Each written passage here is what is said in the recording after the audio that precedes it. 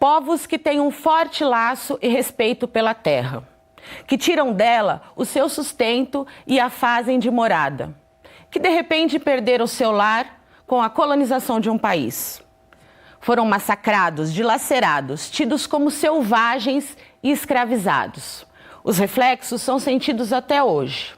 No Brasil, vivem mais de 800 mil indígenas, sendo eles 305 etnias diferentes e tendo 274 línguas. Nós pouco sabemos sobre eles. Generalizamos toda essa multiplicidade, reduzindo uma vasta cultura a uma imagem estereotipada de pessoas nuas com cocar, definindo tantos povos através de um único nome: índios.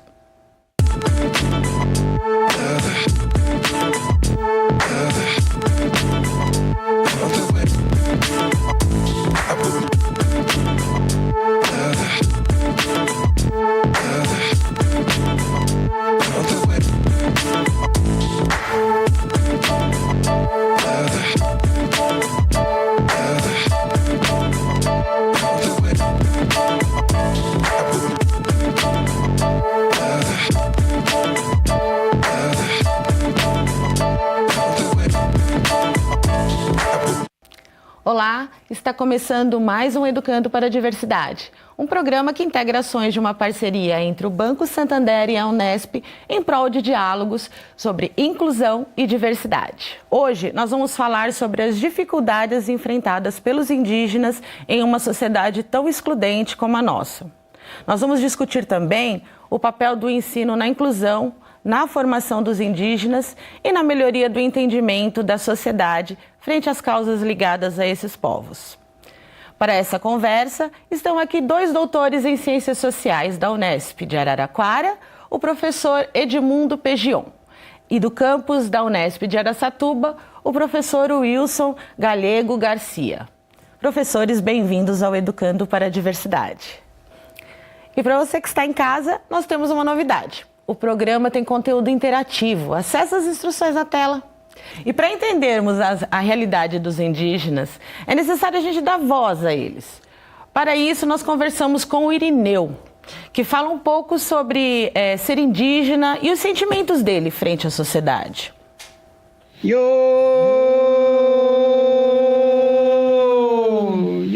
As dificuldades que eu enfrentei na sociedade são esses termos que as pessoas sempre estão falando, que o indígena ele é vagabundo, que o indígena não gosta de trabalhar, né, entre outros pejorativos aí para diminuir o indígena.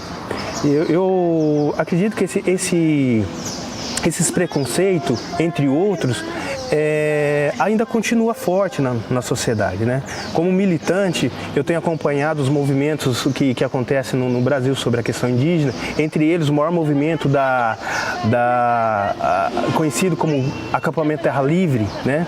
E onde os indígenas ali vão buscar os seus direitos, por mais que os seus direitos estão garantidos na Constituição de 1988, mas só que infelizmente a sociedade vê com outros olhos quando a gente luta pelos nossos direitos, vê que para que, entre aspas, o índio quer terra? Para que tanta terra para pouco índio? Mas só que eles esquecem, para que tanta terra para um homem só, onde ele produz para a exploração dos povos daqui do Brasil e tanto uma economia que não fica no Brasil, ele vai para fora, vai para a exportação. Quando se fala na questão indígena, o indígena se fala em uma sociedade, luta por uma sociedade. E quando você vê na questão da preservação, se você olhar onde está os pontos mais preservados no Brasil, são onde tem uma terra indígena. Porque o indígena ele não pensa em explorar a terra, em acumular bens. Ele só quer viver e sobreviver na sua terra e procurar reproduzir sua cultura ali no seu canto. Então, o maior preconceito que se tem hoje em relação aos povos indígenas é não conhecer de fato quem são os indígenas, quem são os oriundos dessa terra. A sociedade brasileira tem que entender que no seu sangue corre tanto o sangue negro, sangue indígena. Eles precisam conhecer essa história, porque eu acredito que um país sem história é um país sem identidade. Professores, as reivindicações do Irineu, elas mostram para a gente que existe uma relação com a terra uma conexão sagrada, né? Ela vai para além da sua subsistência, do uso dessa terra para sua subsistência. E isso traz para a gente um olhar para essa questão das demarcações da terra, né? O quanto a questão da demarcação é prejudicial para os povos indígenas?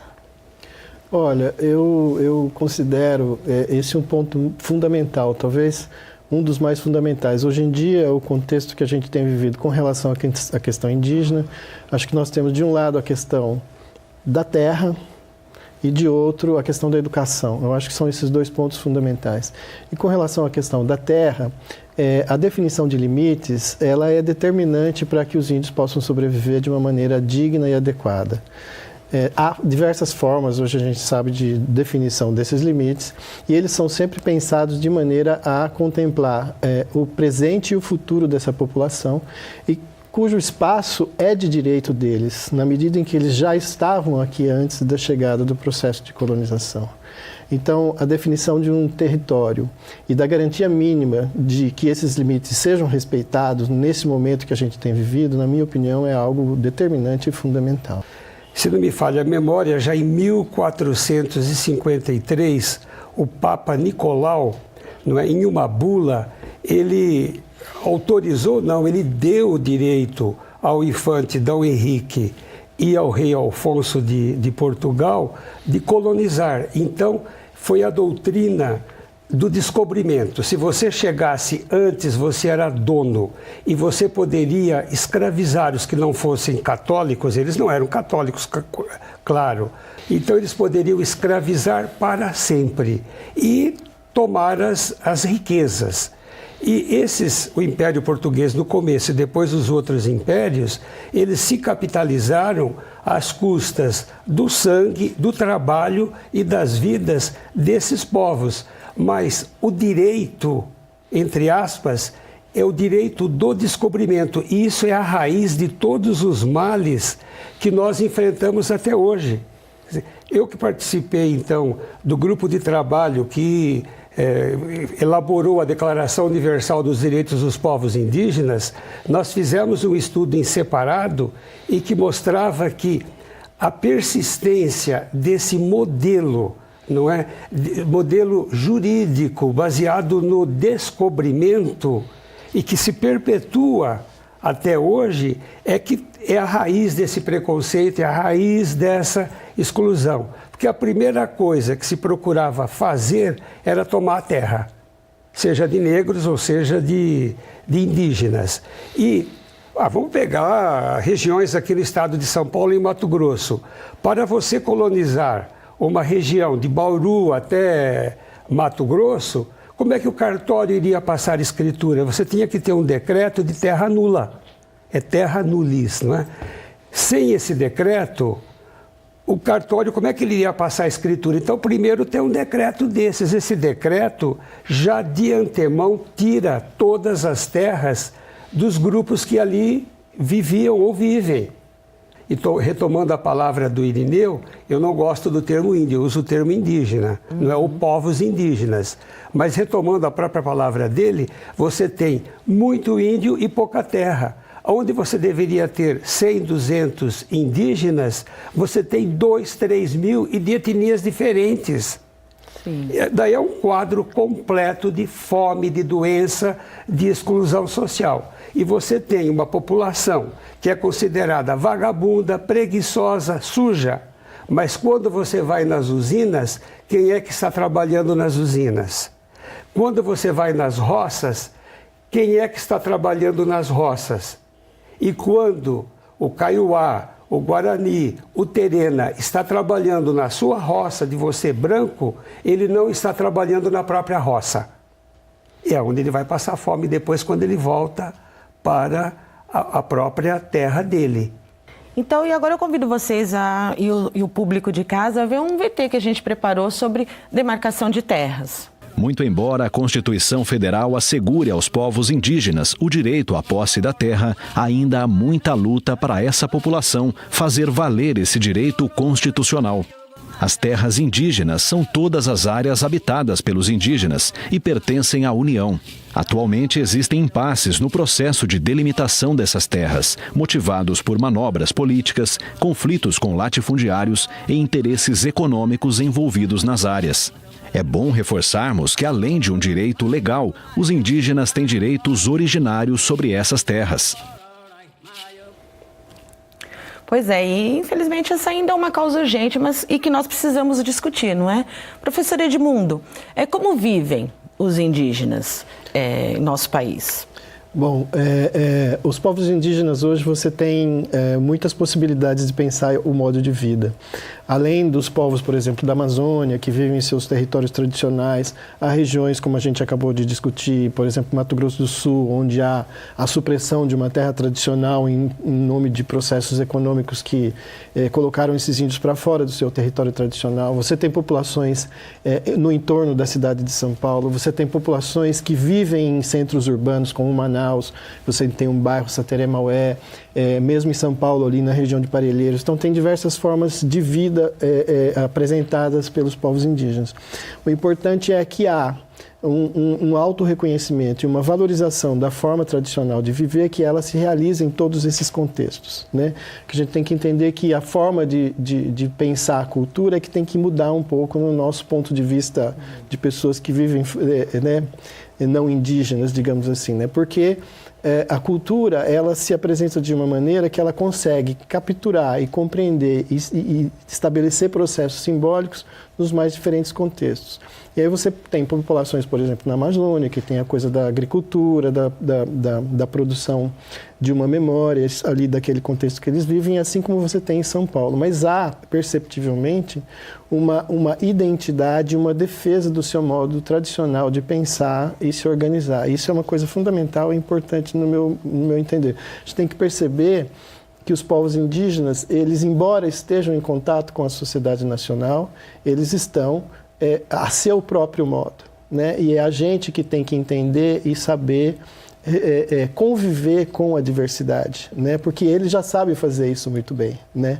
Então, eles têm a sua língua, mas eles são bilíngues também, eles falam português, eles têm a sua cultura tradicional, mas eles também muitas vezes se colocam em termos de ter que trabalhar em centros urbanos e voltar para casa. Tudo isso são contextos que estão postos para eles. Então, na medida em que eles vão experimentando esse tipo de situação, que eles vão vivendo essa relação com a nossa sociedade, eles vão também se organizando de maneira que eles podem contemplar essa relação com a sociedade nacional e, ao mesmo tempo, valorizar a sua própria cultura tradicional. Por exemplo, quando você fala numa demarcação territorial, hoje, num contexto onde há um contato com a sociedade nacional, você tem que pensar também em alternativas econômicas, formas de relação, educação, saúde, uma série de outras coisas que estão ali conectadas com tudo isso, que é uma relação. Então, seria uma maneira da gente pensar também como o Estado pensa e realiza essa conexão com a diversidade. Porque os índios têm, na minha opinião, eles têm muita clareza da forma como eles se relacionam com a sociedade nacional. Professor, na Constituição Federal nós temos os artigos 231 e 232 que falam sobre os direitos, né? E o senhor tem um conhecimento e uma participação desses direitos no pensamento da Organização das Nações Unidas, né? O senhor pode comentar com a gente, por favor, sobre esses direitos, a garantia, o que eles trazem? O grande problema é que no Brasil há leis que pegam e há leis que não pegam, não é? Essa é uma que não pega. E o que eu percebi nas discussões das Nações Unidas, porque ali estavam assim, o mundo todo, devia ter umas 1000 pessoas, entre embaixadores, lideranças indígenas, e as lideranças indígenas falavam em pé de igualdade com os maiores representantes aí. E o que nós percebemos é que o Canadá, Nova Zelândia, Portugal, Austrália, que votaram depois, inclusive em Nova York, deram o voto contra, o que nós percebemos claramente é que a preocupação, Estados Unidos também foram contra, o que nós percebemos é que eles não queriam ouvir falar na palavra reparação, nem por escravidão, porque quando você pensa em povos indígenas, você pensa em indígenas do Brasil, mas não é. Você tem indígenas na Lapônia, você tem indígenas na Rússia, na Ucrânia, não é? Na África, no Iraque. Você tem povos indígenas em lugares mais insuspeitados aí. E no Canadá também. Então, qual era a preocupação que a gente percebia no Canadá? As grandes áreas indígenas estão em áreas petrolíferas. Então, o problema era petróleo. O caso de Portugal, eles não queriam ouvir falar na palavra reparação, e a França no começo também, em termos de fazerem reparação aos povos africanos, que eles exploram, na verdade, até hoje. Eles não queriam ouvir falar nisso. Mas, ao final, quando começaram a entender de que a reparação que se queria era em termos de saúde, em termos de educação, de melhores condições de vida. Quer dizer, queriam, na verdade, aquilo que os nacionais de cada país têm. Não queriam nada demais. Então, no final de 10, 12 anos, entre avanços e retrocessos, aí a coisa começou a avançar. Mas, fundamentalmente, são esses interesses de que fala aqui no começo do programa. O Brasil, como nós já tínhamos a Constituição de 88, e ela é avançada, e o Brasil votou favoravelmente. A legislação, pelo menos, garantia, não é, aos indígenas os direitos. Quanto à demarcação, era outra história.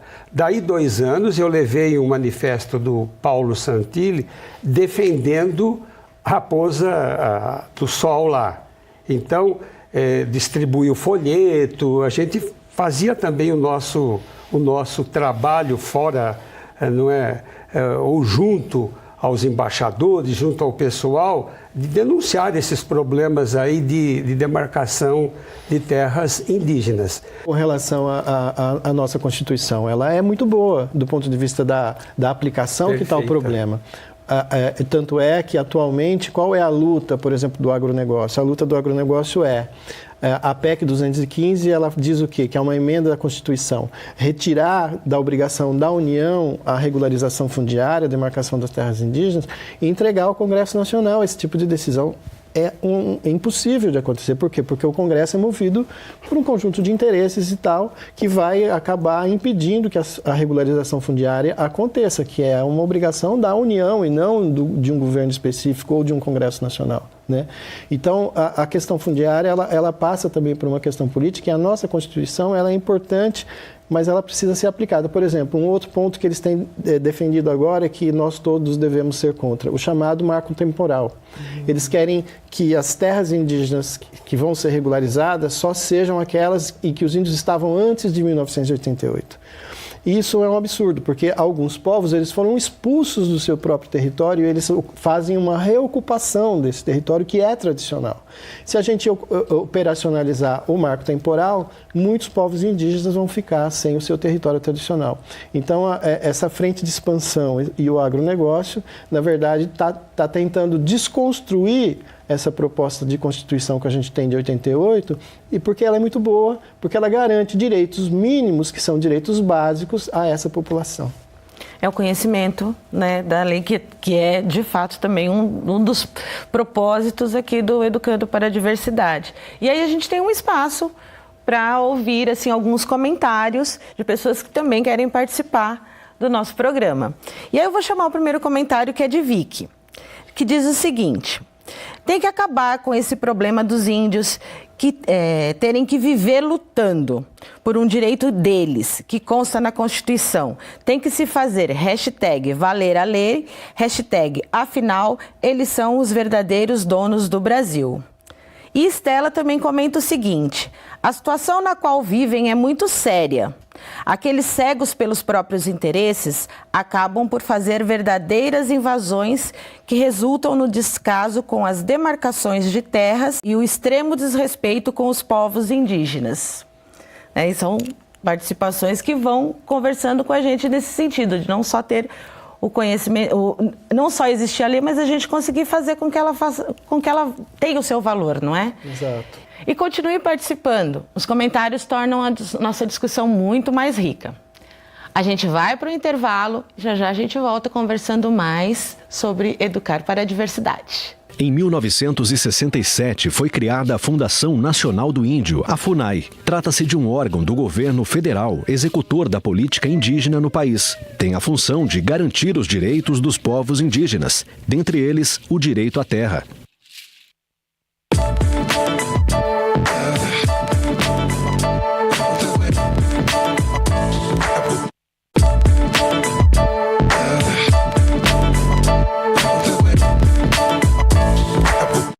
Voltamos com o Educando para a Diversidade, um programa fruto de uma parceria entre o Banco Santander e a Unesp. Hoje, falando sobre as dificuldades enfrentadas pela população indígena. Eu convido para participar do nosso programa, neste bloco, do campus da Unesp de Araraquara, o professor Edgar Teodoro da Cunha. Ele é pós-doutor em Antropologia Social. Professor Edgar, seja bem-vindo ao nosso diálogo.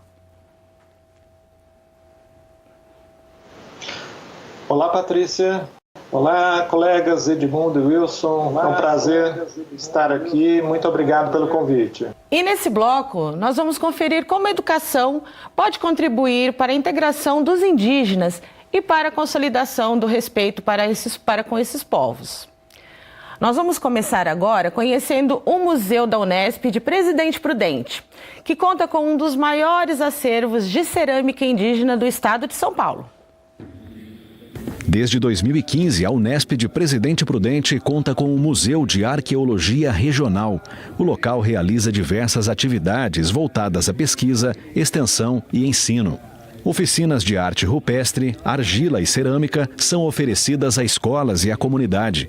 O objetivo é proporcionar uma imersão na cultura indígena, chamando a atenção para sua riqueza e reflexos em nosso dia a dia. O museu tem objetos antigos coletados através de pesquisas em várias aldeias no estado de São Paulo. São vestígios que ajudam a conhecer a cultura e história dos povos indígenas.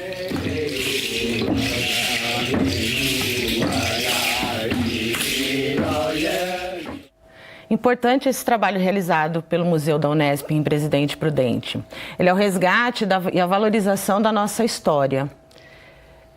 Professor Edgar, nós falamos aqui bastante sobre a questão da visão estereotipada sobre a população indígena. Não é preciso, no processo da educação, rever esse processo de estereotipação dessa visão, da gente ver como é retratado esse povo? Sem dúvida.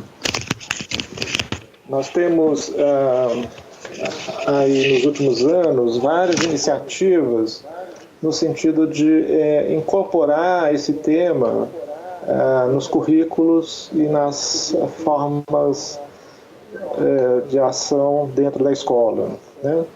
Mas esse é um trabalho de longo prazo e sujeito, como vemos mais recentemente, há retrocessos, né? Mas é fundamental que o tema associado às sociedades indígenas seja trabalhado de forma profunda, resgatando a possibilidade de compreensão pela nossa sociedade da imensa diversidade cultural que envolve o que chamamos de grupos indígenas no Brasil, né? Eu me alinho ao professor Wilson no sentido da crítica ao uso do termo índio, né? Porque ele sistematicamente, historicamente, tem sido usado para invisibilizar, né, essa diversidade. E o espaço da educação formal e os currículos deveriam contemplar conhecimento e informação para que a gente tivesse a percepção dessa imensa diversidade no Brasil. Dentro dessa perspectiva, eu e uma aluna minha de doutorado, a gente entrou em contato em 2015 com diversos pesquisadores do estado de São Paulo, porque a nossa percepção era justamente que a visão, principalmente no ensino fundamental e médio, com relação à questão indígena, era muito equivocada. E a gente entrou em contato com diversos pesquisadores e a gente organizou um livro que se chama Povos Indígenas em São Paulo, Novos Olhares, que era uma forma de mostrar a realidade atual, a realidade contemporânea dos povos indígenas em São Paulo, que muitas vezes as pessoas têm uma visão que índios, os povos indígenas na Amazônia e aqui em São Paulo não teria, porque essa coisa das perdas culturais, e não é nada disso que se passa. Nós temos muitas pesquisas interessantes e muita reivindicação por parte desses povos indígenas. Então a gente fez esse livro pensando na legislação atual da Lei 11.645, que determina o ensino da questão afro-brasileira e questão indígena nas escolas, no ensino fundamental e médio. E a gente espera que esse livro foi publicado agora recentemente, em 2016, 2017, que ele seja também incorporado no ensino das escolas públicas. E como é então essa questão da educação escolar indígena? Nós sabemos que existe a legislação que está alterando a Lei de Diretrizes e Bases, mas como ela é pensada, como ela é realizada? Então, há um movimento indígena, digamos assim, que num primeiro momento se começa com escolas nas aldeias, um pouco por uma inserção missionária que teve um acordo com o Estado Nacional nos anos 60, e depois com professores contratados pelo Estado, mas no começo, nos 60, 70, eram professores não indígenas. E os povos indígenas começaram a notar que era importante que eles tivessem professores indígenas nessas escolas. Então, eles começaram a reivindicar escola para eles depois do ensino fundamental, ensino médio.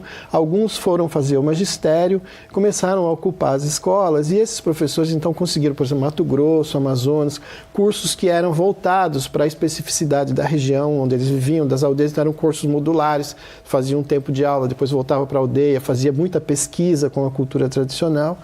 E a ideia era a legislação dos anos 90, que a educação escolar indígena deveria ser específica, diferenciada, intercultural e bilíngue. Então, nesses termos, por exemplo, uma educação, uma alfabetização, ela deveria acontecer obviamente, primeiro na língua indígena e depois na língua portuguesa. E uma coisa curiosa que aconteceu foi que esses professores que nos anos 90, 2000 fizeram o magistério e se tornaram professores nas suas comunidades, passaram posteriormente a reivindicar o direito ao nível superior. Sim.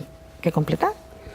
Um grande obstáculo, não é, na educação escolar indígena é a falta de material na própria língua. Então, tem que ser, no caso, essa educação bilíngue mesmo, e tem que se produzir material, é preciso ter fundos para isso, essas coisas não caem do céu, você tem que ter fontes de financiamento para esse tipo de material, tem que ser um material apropriado à educação bilíngue.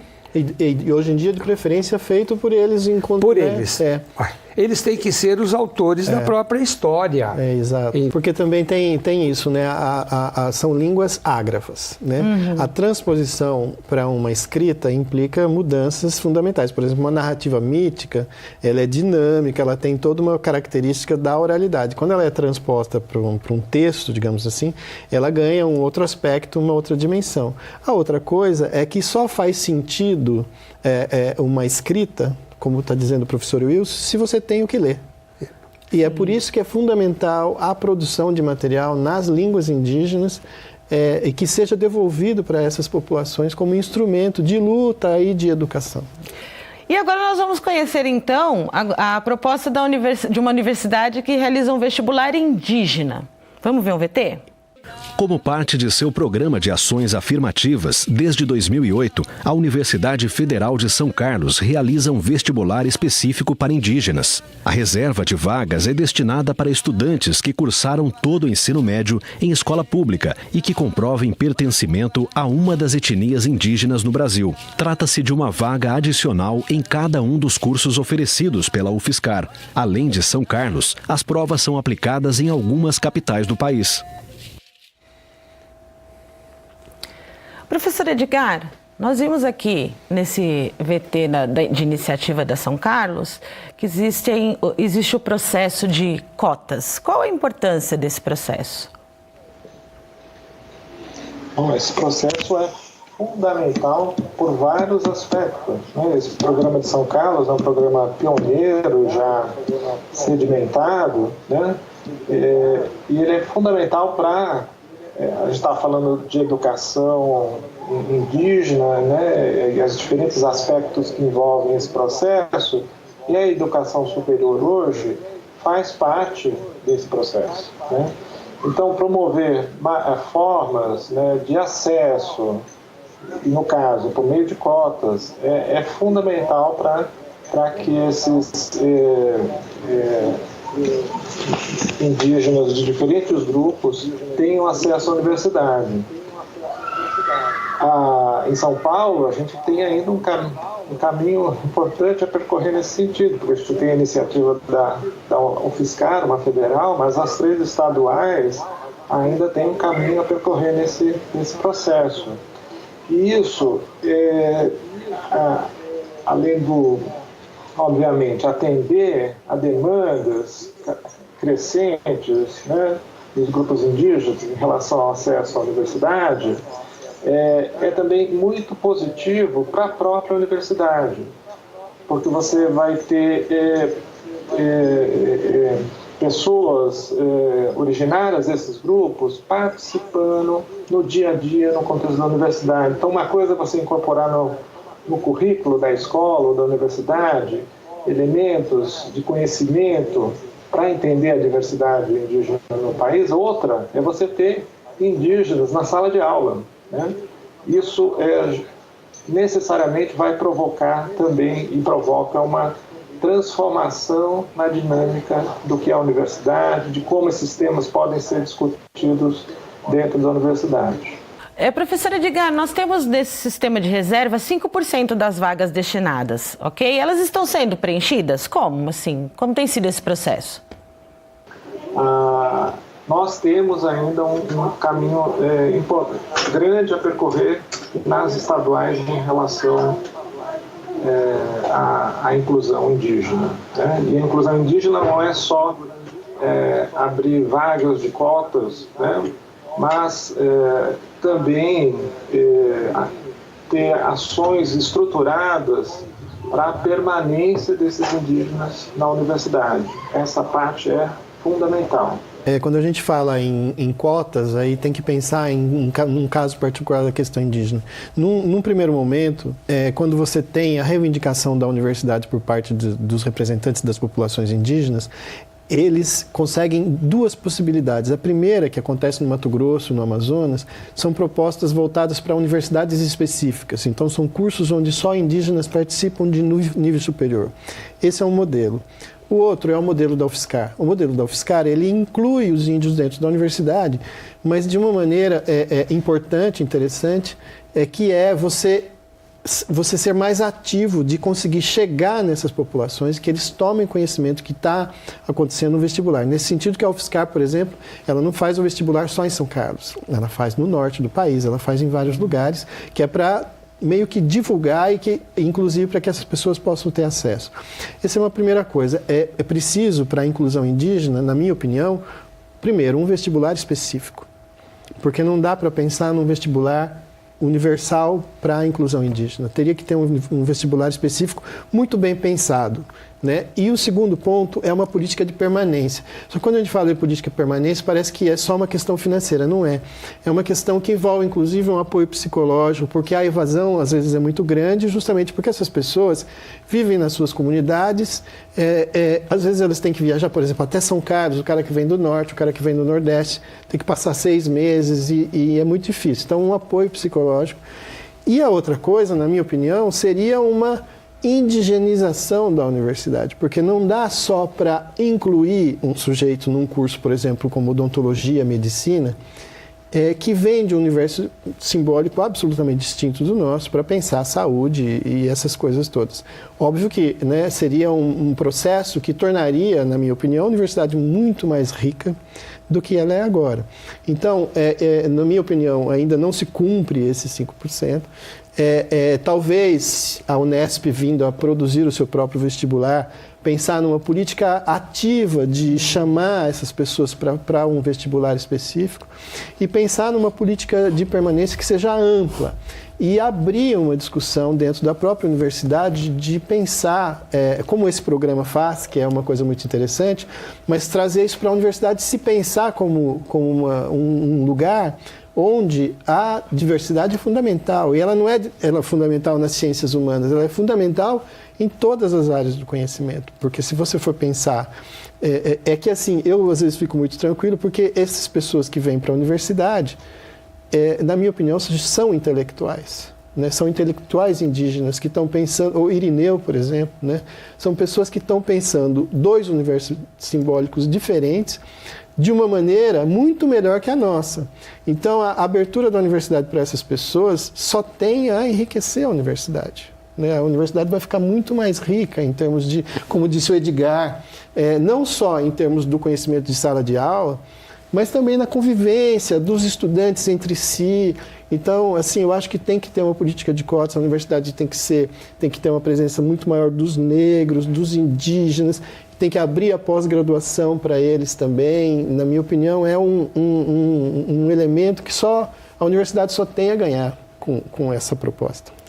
Inclusive, né, discutindo a questão de gênero, né? Porque você também tem as mulheres indígenas discutindo as suas próprias questões. Sem dúvida. Né? Isso é fundamental para a gente compreender o quão ampla é a nossa diversidade. Sim. Né, em todos esses aspectos. Professor Edgar, então, assim, nós agradecemos a sua disponibilidade, toda a sua colaboração. Até a próxima, um abraço. Muito obrigado pelo convite, Patrícia e colegas, pela possibilidade de participar aqui desse debate. Um abraço a todos. Obrigado. Até logo. E agora, então, nós vamos trazer mais alguns comentários do nosso público. O Rodrigo, quando a gente fez a pergunta, como o ensino retrata os povos indígenas, disse o seguinte: a nossa educação foi e é baseada no que a classe dominante acha que devemos saber. Assim nos foi ensinado tudo, inclusive sobre os índios.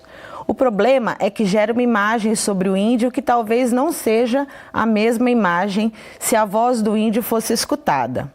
É a fala sobre uma realidade de alguém que não viveu aquela realidade. Escutar alguém dizendo que João chorou não é a mesma coisa que ver e escutar João chorando, e muito menos do que ser João. Flávia disse o seguinte: retrata de uma maneira muito errada. Crescemos acreditando que os indígenas vivem no mato, a par da sociedade e dos seus avanços, quando na verdade possuímos aldeias muito próximas a nós. É preciso rever esse ensinamento urgentemente. Participe você também da nossa discussão. Mande seus comentários ou perguntas. Nós vamos para mais um breve intervalo e na volta nós vamos discutir sobre como a universidade pode contribuir para a inclusão dos indígenas. A gente volta já.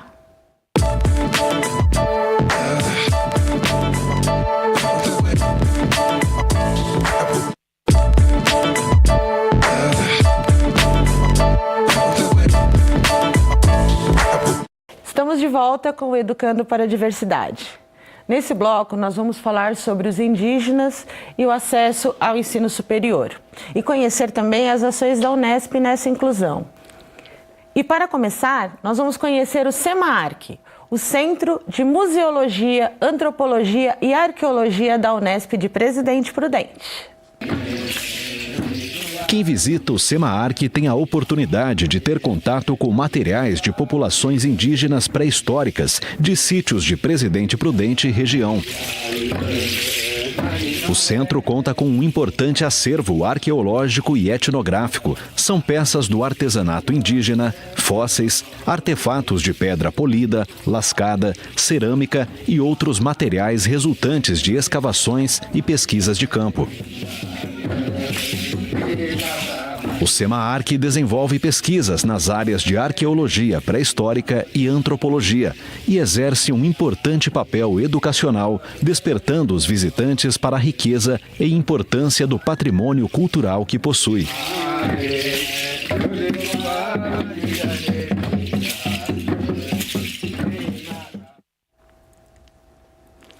Esse é mais um trabalho importante de preservação da memória da nossa história e com foco na educação.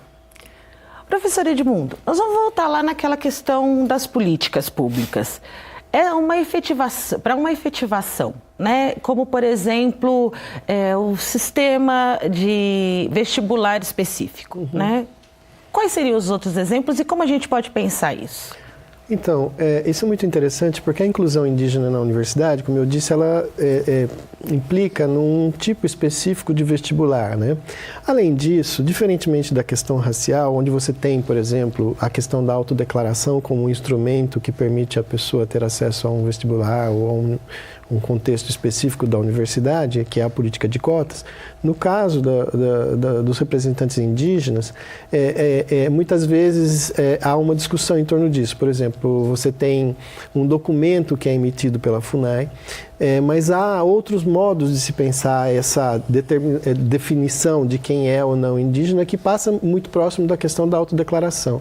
Só que ela está associada também a uma vinculação a uma comunidade. Muitas vezes esses jovens que vêm para a universidade, jovens indígenas que vêm para a universidade, eles vêm indicados por uma comunidade como alguém que vai fazer a defesa política depois que se formar enquanto advogado, ou mesmo médico, dentista, cientista social. Então, a declaração da comunidade ela é muito importante para que esse representante possa fazer esse vestibular. O que a gente tem que mudar um pouco, talvez, é a visão que a gente tem daquilo que é uma comunidade. Porque hoje os povos indígenas, eles estão em contextos como no entorno de grandes cidades ou mesmo em bairros, né? Tem um bairro em São Paulo onde vivem os Pancararuça, tem bairros em Manaus onde tem o Sateré Maué. Então a nossa compreensão do que é representar uma coletividade é que tem que ser repensada quando esses jovens virem para fazer o nosso vestibular. Que é uma forma interessante de se pensar essa vinculação de alguém que não está, por exemplo, fazendo um curso superior com um objetivo próprio de interesse pessoal ou de crescimento individual, também, mas como uma articulação política muito maior que associa esse jovem à comunidade de onde ele saiu.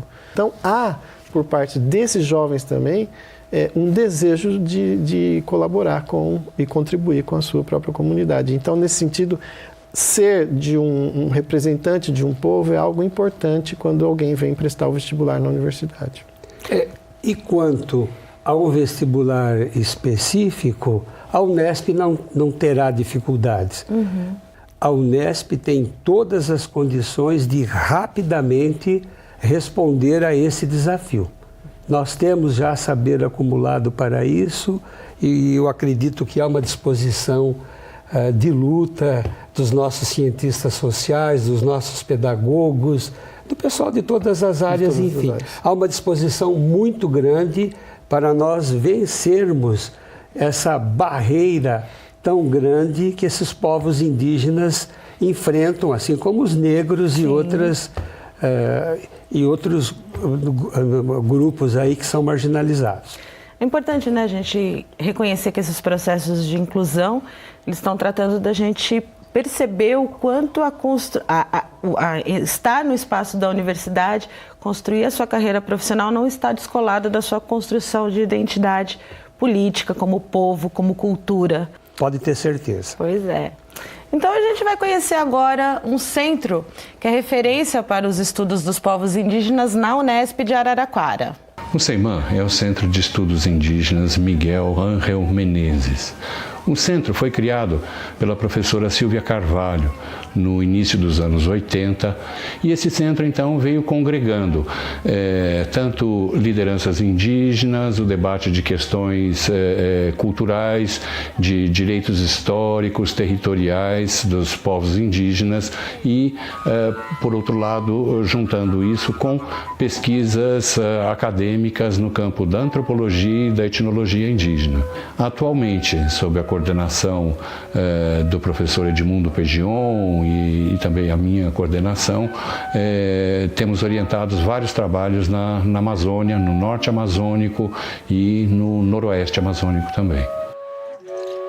Tanto no âmbito acadêmico, científico, como também os eventos feitos, promovidos pelo CEIMAN, juntam a população das escolas públicas que vem para palestras, vem para exposições das lideranças, vem para conscientização desses direitos históricos originários dos povos indígenas.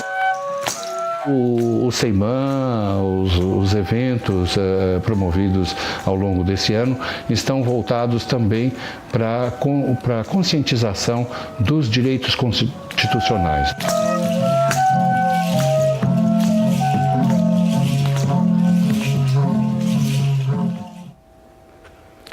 Bom, o CEIMAN é um dos espaços importantes que nós temos na Unesp para dialogar com toda a comunidade, toda a sociedade, sobre as iniciativas importantes de preservação da cultura. Não é mesmo, professor Edmundo? É verdade, é verdade. O CEIMAN, ele é um dos centros mais antigos da Unesp.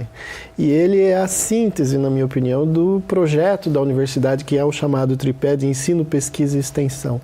Porque ele se funda lá nos anos 80 como um grupo de estudos e pesquisa que a professora Silvia Carvalho e depois o professor Miguel Menezes faziam reuniões com os alunos e faziam pesquisas, e aí o CEIMAN tinha duas interfaces, na verdade, voltadas para a questão da educação. De um lado, tinha esses jovens pesquisadores que iam para as aldeias indígenas, que fizeram suas pós-graduações e hoje são professores universitários, e são tantíssimos. E de outro, o CEIMAN colocou o pé no chão e fez uma ação no campo da extensão, voltada justamente para pensar, de um lado, a questão indígena no seu contexto específico, com as pesquisas, e a questão indígena no ensino fundamental e médio, justamente para acabar com o preconceito contra os povos indígenas, as leituras equivocadas que muitos livros didáticos tinham até recentemente e que estão mudando. E o CEIMAN, na minha opinião, tem um papel fundamental. E o outro papel, que eu acho que é sempre importante lembrar, é que o CEIMAN ele teve uma participação ativa na época da Constituinte, que era uma discussão em torno da definição justamente desses direitos que estão hoje na Constituição. O boletim que existe até hoje, chamado Terra Indígena, ele era um instrumento de permuta, que se dizia na época, ele era trocado com uma série de outras publicações, muitos artigos de denúncia, abaixo-assinado, documentos em defesa dos povos indígenas foram discutidos e elaborados no contexto do CEIMAN nos anos 80. E o CEIMAN também tinha uma preocupação com internacionalização. Também. A Edna de Souza e eu mesmo, nós fomos à ONU, não é, impulsionados pelo CEIMAN, pelas mãos da professora Silvia. E só para complementar, de fato, é muito importante destacar o papel da professora Silvia Carvalho nessa discussão da questão indígena no interior de São Paulo, através do CEIMAN. Depois o professor Miguel Menezes também, que faleceu precocemente. E a gente agora, eu e o Paulo Santilli, na coordenação do CEIMAN, a gente tem tentado retomar o evento Ameríndia e pegar toda essa produção do CEIMAN, que vem desde 1982, através de boletins e a revista Terra Indígena, e que tem registro, tudo, é uma revista oficial, e digitalizar esse material e tornar pública essa discussão. Então a universidade tem mesmo um histórico, né, na preservação, na valorização da cultura dos povos indígenas, né? Tem um trabalho já longo e valoroso nesse sentido, né? Então, essa questão de pensar o acesso dessa população não é recente, né? É pensado dentro de essas conquistas que você disse, né? Todo um trabalho de conquista política, Nada de inserção dessa população. Do céu, sabe? É uma construção contínua. E é uma onda, agora nós não podemos perder essa onda. Sim, é. E aí a gente pensando, né, tem a formação desses profissionais, quando esses profissionais terminam os seus cursos, como é que é o retorno deles? Que você tinha começado a falar pra gente, né? Como é o retorno desses profissionais para as suas comunidades? Muitos voltam, outros não voltam, como é um pouco mais específica essa questão? Então, há aí várias dimensões, digamos assim, né? De um lado, você, como eu disse, no caso de um vestibular que teria uma indicação de uma comunidade, há aí um vínculo político dessa pessoa que está fazendo a universidade, né? Esse vínculo político, ele tem uma série de implicações. Tanto ele pode voltar para a própria comunidade, como ele pode ser um representante da comunidade em contextos, por exemplo, ele pode se tornar um advogado, ele pode se tornar um médico. Enquanto a gente está discutindo o vestibular, a gente já tem que começar também a discutir a pós-graduação. Então a gente tem que pensar num representante indígena que faz uma graduação e que faz um mestrado e que faz um doutorado. A gente já está tendo vários exemplos e que começam a surgir, por exemplo, na Universidade Federal do Amazonas, você tem pesquisas em colaboração entre estudantes de pós-graduação que são do Alto Rio Negro e antropólogos. Então agora, por exemplo, no centro de Manaus tem uma casa que chama Centro de Medicina Indígena, onde os pajés, os xamãs do Alto Rio Negro têm vindo e atendido a população de Manaus, não indígena, com apoio dos indígenas que são antropólogos. Então estão fazendo levantamento de narrativas, registrando tudo isso em livro. Então é uma experiência fantástica que a gente pode, de repente, pensar sujeito para a Unesp. Da sua própria história mesmo. Exatamente, pensar para a Unesp como possibilidade. Eu acho importante. E nós vamos então agora chamar mais alguns comentários que foram deixados aqui para a gente de participação. O Abner disse o seguinte: infelizmente, a nossa colonização foi baseada em apagar, ou pelo menos tentar apagar a cultura indígena. E até hoje vemos que nosso povo pouco se orgulha de sua herança indígena. Hoje em dia, com a expansão do agronegócio e das fronteiras agrícolas, acredito que a pressão dos ruralistas será para que se dê cada vez menos ouvidos aos nossos povos nativos. É uma questão que nós tínhamos levantado, né, professores? Exato. Na verdade, a gente pensa muito pouco na nossa diversidade. E é uma coisa importante pensar. Por exemplo, nós temos não só uma diversidade cultural, como uma diversidade linguística. Nós temos uma quantidade enorme de línguas, muitas estão desaparecendo, e a gente teria que pensar nisso. Então, a questão da língua, por exemplo, não é só uma questão da educação, é uma questão de política linguística, de política social, de você inserir certas línguas onde há contextos com a presença indígena forte, né? Tem uma série de discussões que precisam... Por exemplo, nós temos hoje no Brasil diversos grupos isolados, né? E esses grupos isolados, eles não estão isolados, eles estão em isolamento voluntário, eles não querem contatos com a gente. Então, por que não deixá-los como eles preferem e eles se decidirem quando eles querem ter o contato com a gente ou não? Então, a gente valoriza muito pouco a cultura que a gente tem no Brasil e, em particular, a questão indígena. Por quê? Porque ela é vista com muito preconceito, quando, na verdade, há uma riqueza, né?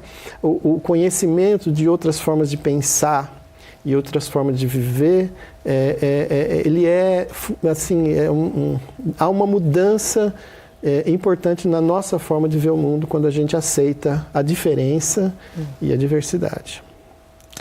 Pois é, e pensando que a gente pode ser um espaço para dialogar sobre essas diferenças que são importantes, a gente está chegando ao fim e eu gostaria de agradecer a presença dos nossos convidados e de vocês que acompanham o programa. Professores, muito obrigada pela participação nesse nosso programa de hoje. Nós é que agradecemos a oportunidade de tentar, de alguma forma, chamar a atenção para a diversidade, não é? E também para esse mapa da exclusão dos povos indígenas do nosso imaginário social. Eu também gostaria de agradecer e dizer para vocês que é uma iniciativa muito boa esse programa. O Educando para a Diversidade é fruto da parceria entre o Banco Santander e a Unesp. Nosso objetivo é incitar a reflexão sobre como podemos contribuir para uma sociedade mais justa. Em nosso site você confere os programas já exibidos. Eu espero você na próxima edição. Até lá! Quando eu ainda era estudante de História na universidade, e observei que em si a universidade não trazia nenhum material relacionado à questão indígena, principalmente sobre a terra indígena Araribá, os povos que viviam ali. E isso incomodou de uma tal maneira que eu comecei a produzir os próprios materiais para que eu pudesse levar sobre a história do meu povo para as escolas, aprender quem são o povo terena. E venho desenvolvendo um trabalho hoje na cidade de Bauru e região e algumas outras cidades do estado de São Paulo, de um trabalho conhecido como Pedagogia da Resistência, que é desconstruir, descolonizar a mentalidade da sociedade em relação à etnohistória dos povos indígenas no Brasil hoje.